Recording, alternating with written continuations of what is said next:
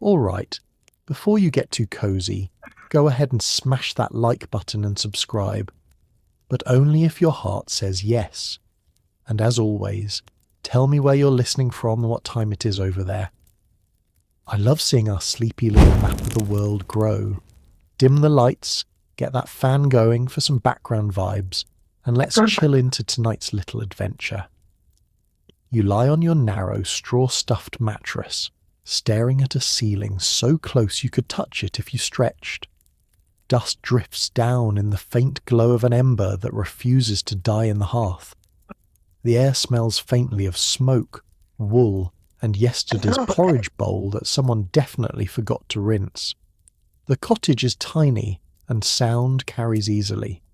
You hear a sleepy grunt from someone curled up beside you, another rustle from a bundle of blankets across the room, and the soft shifting of a chicken settling on a beam overhead. Yes, people really kept animals indoors at night. Warmth was too precious to waste. You ease yourself upright, careful not to wake anyone. Cold air bites your cheeks instantly. Homes like this rarely hold warmth through the night. Thick walls of wattle and daub do their best, but when you wake before sunrise, you feel every bit of winter lingering in the cracks. You rub your hands together and step toward the hearth, where a faint red glow hides under a pale layer of ash. There's a strange comfort in this moment, quiet, empty. You move with purpose but without rush. You reach for the fire hook and stir the embers, just like countless villagers did each morning in the centuries before you. The ash lifts, embers brighten, and a tiny thread of warmth brushes your knuckles. A small relief, considering that medieval English dawns were chilly even in summer. A tiny bundle of kindling waits nearby, and you feed the fire with it, coaxing the flame with careful breaths. Sparks jump like tiny fireflies, one of those everyday miracles nobody bothers to celebrate. Around you, the cottage changes shape as the fire grows. Clay pots emerge from the dark, outlines of wooden stools tilt into view, and a battered kettle catches the first glimmer of orange. Someone once carved a little pattern into the stool's legs. Someone else mended a crack in the kettle's spout with soft metal. A home like this carries the fingerprint of every hand that has ever lived here. Outside, a lonely cartwheel groans as the wind nudges it. A dog barks once, half-hearted.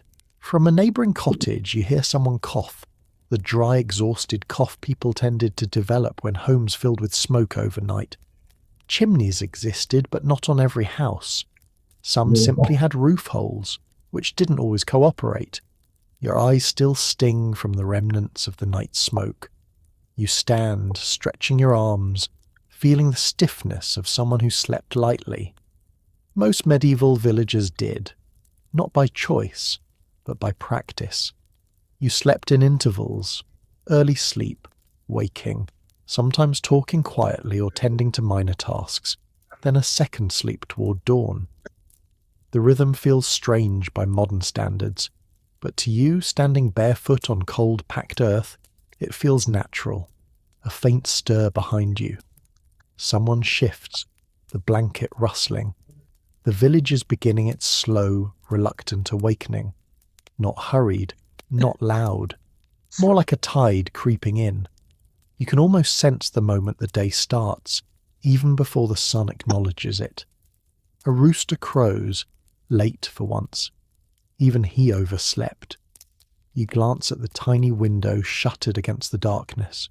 There's no sky yet, only a promise of it, and you breathe in, gathering yourself for the day ahead, knowing this first quiet moment might be the gentlest one you'll get until night.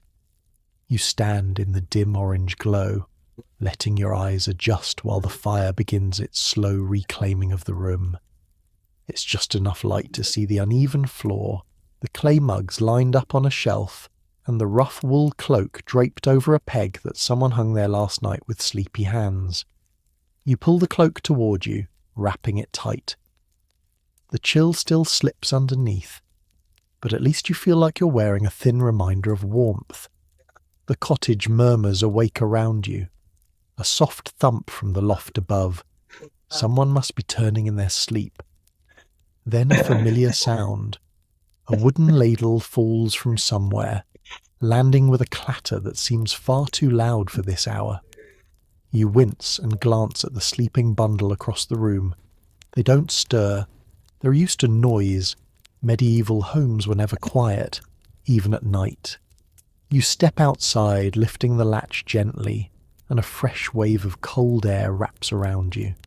The sky is a deep, endless blue, almost black, but not quite. You can feel dawn somewhere behind the horizon pressing upward. In front of you, the village lies still like someone froze it mid-motion. Thatched roofs are faint silhouettes against the fading night. Smoke seeps lazily from a few chimneys, thin and unsure. A dog sniffs the ground lazily, not yet ready to bark at anything that moves. You inhale the smell of damp earth and frost. It's sharp, but strangely refreshing. The fields beyond the cottages are muted shapes, resting under the last breath of night. You can hear something faint, maybe a bucket swinging, maybe a door creaking open on someone else's cottage. Villagers rise early, but rarely at the same moment. It creates this scattered mosaic of waking noises, never enough to dominate, always enough to remind you that you're part of a living whole. As you stand there, you think of the tasks that your hands will meet today. You haven't stepped into them yet, but the weight of them is already familiar. Medieval life didn't allow many surprises at dawn. You always knew the day would require your whole body before it even began. Behind you, the cottage rustled again. Someone lights their own fire. You hear the sizzle of a spark catching hay. It reminds you of that little fact you once heard. Villagers often saved glowing embers in covered pots overnight so they didn't have to restart a fire from nothing. An especially helpful trick in months when damp wood could refuse to burn for hours. Households sometimes even shared embers with neighbours, passing the beginnings of a flame from cottage to cottage like a quiet morning gift. Your fingers brush the latch as you close the door softly and return inside. The warmth has grown a little, enough to soften the air. You move through the home slowly, listening, adjusting to the rhythm of everyone waking at their own pace. Someone mumbles a greeting, half coherent. The sleeping bundle shifts and sits up, hair messy, face puffy from sleep. They stretch, joints cracking audibly. The floor creaks with each of your steps. The first words of the day aren't a conversation. They're more like sounds of recognition, of bodies reminding each other they exist. Medieval mornings weren't full of chatter. Energy was saved for what mattered later. You take your place by the small table, tracing your fingers along its scarred surface. The grooves tell the story of every loaf cut, every tool repaired, every moment someone leaned too hard while trying not to fall asleep. You brush aside a small brass token, a leftover from yesterday's errands, that someone must have placed there without thinking. It clinks against the wood, brighter than the room deserves at this hour. Then you hear it, the village's first real signal that morning has begun. A far-off clang, metal against metal. Someone sharpening a blade or banging a pot into shape. It echoes faintly across the cottages and you feel it in your chest. The day is no longer waiting. It has arrived.